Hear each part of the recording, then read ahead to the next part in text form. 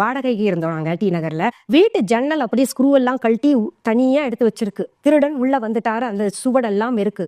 ஆனா திருடல. பீரோ திறந்து கிடக்குது, அதுல பணம் எடுத்து பார்த்திருக்கான் திருடன், நகையெல்லாம் எடுத்து பார்த்திருக்கான். எல்லாம் பார்த்துட்டு ஒரு பைசா குறையிலுங்க, அப்படியே வச்சுட்டு போயிருக்கான். திருக்கண்ணனூர் அப்படின்ற ஊர்ல கச்சேரி எங்களுக்கு. இது எப்படி நடந்துச்சு? அந்த கண்ணன் வாசல்ல கண்ணனுக்காக நாங்க பாடிக்கிட்டு இருக்கோம். அந்த கண்ணன் எனக்காக நீ பாடுற இல்ல, உன் வீட்டை நான் பாத்துக்கிறேன். அந்த திருடன் மனதுல பூந்து என்ன பண்ணாருன்னு தெரியல. ரொம்ப ஆச்சரியம். இதுல என்ன ஒரு விஷயம்னா, நான் எப்பவுமே வெளியூருக்கு போயிட்டு வர்ற வரைக்கும் முடிஞ்ச அளவு என்ன பண்ணுவேன், தீபத்தை ஏத்தி வச்சுட்டு போவேன் பூஜை அறையில. நல்லா நிறைய எண்ணெய் ஊத்தி பெரிய திரியா பார்த்து போட்டு நான் வர்ற வரைக்கும் இந்த தீபம் இருக்கணும்ன்றதுக்காக அப்படியே ஏத்திட்டு போவேன். வந்து பார்க்குறேன், அந்த தீபமும் எரிஞ்சுக்கிட்டு இருக்கு. நல்ல பெரிய தீபமாக தான் வைப்பேன். என்னுடைய பூஜை அறையெல்லாம் நிறைய பேர் பார்த்துருப்பீங்க, பெரிய தீபமாக தான் வைப்பேன். அப்போ அந்த தீபம் எரிஞ்சுக்கிட்டு இருக்கு. அந்த அந்த நாள்ல இருந்து பார்த்தீங்கன்னா இந்த நாள் வரைக்கும் வந்து நான் அகண்ட ஜோதி, அதாவது அணையாத ஜோதியை ஏற்றிக்கிட்டு இருக்கேன் எங்கள் வீட்டில். இன்னொன்று என் கணவர் புஷ்பவனம் குப்புசாமி, அவர் பார்த்தீங்கன்னா இசை படிக்காம 25 வயசு வரைக்கும் 23 வயசு வரைக்கும் பார்த்தீங்கன்னா மேத்தமெட்டிக்ஸ் தான் அவர் படிச்சிருக்காரு. மேத்ஸ் படிச்சுக்கிட்டு அவர் அவங்க ஊர்ல இருந்து இங்கே அப்பதான் யாரோ உந்துதல் அவருக்கு இசை படிக்கலாமே அப்படின்னு சொல்லி சரி சென்னை வந்து பார்க்கலாம் அப்படின்றதுக்காக வர்றாரு வழியில.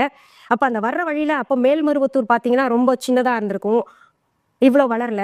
அங்க ஒரு செவ்வாடை அணிந்தவர் சொல்லியிருக்காரு, ஏன்பா நீ போறியே, இந்த ஊர்ல இருந்து வந்திருக்கேன்னு கேட்டு அது பேச்சு இங்கிருந்து வந்திருக்கியே, சரி நீ போறியே, இங்க ஒரு நல்ல கோயில் இருக்கு, இறங்கி பார்த்துட்டு போலாமே அப்படின்னு அவர் சொன்ன உடனே, ஏன்டா அவ்வளோலாம் காசு கிடையாதுங்க, நான் மெட்ராஸ் தான் மியூசிக் டிபார்ட்மெண்ட் பார்க்கறதுக்காக வரேன், மேத்ஸ் படிச்சிருக்கேன், இப்பதான் முத போய் பார்க்க போறேன், என் ஃப்ரெண்ட்ஸ் எல்லாம் படிக்க சொல்லியிருக்காங்க அப்படின்னு சொன்னோன்னே, நான் தரேன் காசு வா அப்படின்னு அவர் அழைச்சிட்டு போய் அங்கே ஒவ்வொன்றும் இயல்பாகவே அவருக்கு அமைஞ்சிருக்கு. இது பார்த்தீங்கன்னா பொய்யான செய்தி கிடையாது, பேப்பர் கட்டிங் இன்னும் நான் வச்சுருக்கேன்.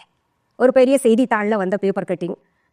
அவர் இறங்க சொல்லி அவரை கூப்பிட்டு போயிட்டு ஆட்டோமேட்டிக்காக எல்லாரும் கூட்டத்தில் இருந்தவங்க இந்த தாம்பாளத்தில் இந்த பழம் வச்சுக்கோ, அது யாருன்னே தெரியாதவங்களாம் வச்சுட்டு அப்படி போகும்போது அந்த அம்பாளின் சித்து எப்படி இருக்குன்னு பாருங்க. அங்கே ஆன்மீக குருவாக இருக்கக்கூடியவர் மூலமாக அந்த அம்பாள் சித்து விளையாடி இந்த பாலகனை வரும் கும்பாபிஷேகத்தில் பெருந்துறையில பாட சொல்லுங்க அப்படின்னு அருள்வாக்கு சொல்லிட்டாங்க. இவர் முழிக்கிறாரு, அது எப்படி, நான் பாட்டே எனக்கு ஒன்றும் தெரியாது, என்ன பண்ணுவேன், யாரை வச்சு பாடுவேன், எனக்கு பாடல் வரிகள் இல்லைன்னு நான் அந்த அம்பாள் சொல்லிட்டா, அதனால அதை வாங்க வாங்க வாங்க வாங்க அவரை கூட்டு போயிட்டு ஒரு பெரிய தனியை ஸ்பெஷலாக கவனிச்சு. அப்போதான் மேத்ஸ் படிச்சிருக்காரு, மியூசிக்கே ஒன்றும் தெரியாது. அப்போ கூட்டு போயிட்டு அவர்கிட்ட அந்த ஆலய புலவர் ஆடு பாம்பே சுழன்ற ஆடு பாம்பே அப்படின்ற ஒரு பாடலை எழுதி நான் கொடுக்குறேங்க, நீங்கள் இதை ஏதோ மெட்டு போட்டு எப்படியாவது பாடுங்க, என்ன அம்பாள் உத்தரவு அப்படின்னு சொல்லிட்டாங்க. அவர் என்ன பண்ணியிருக்காரு, ஒன்றும் தெரியாது, யார் யார் இசைக்கலைஞர்கள் போய் பேசிட்டு அவங்களே ஏற்பாடு பண்ணிட்டு போய் பெருந்துறையில் பாடியிருக்காரு. அம்பாளின் சித்து அங்கே கூட எப்படி இருக்கு தெரியுமா, அங்கே 5 தலை நாகபீடம் கட்டி வச்சிருந்திருக்காங்க, அது கீழே அம்பாள் உட்கார்ந்துருக்கா. இவர் இது பாட பாட அம்பாள் சிலை ஆடுவது போல சித்து விளையாட்டு, இது அங்க அம்பாள் இருக்கிறதை உணர்த்துறா பாருங்க பார்வையாளர்களுக்கு, சித்து விளையாட்டு காமிச்சிருக்கா. இது அத்தனையுமே பேப்பர்ல இருக்கு வந்தது, அதை கட்டிங் இன்னும் எடுத்து வச்சிருக்கோம் நாங்க.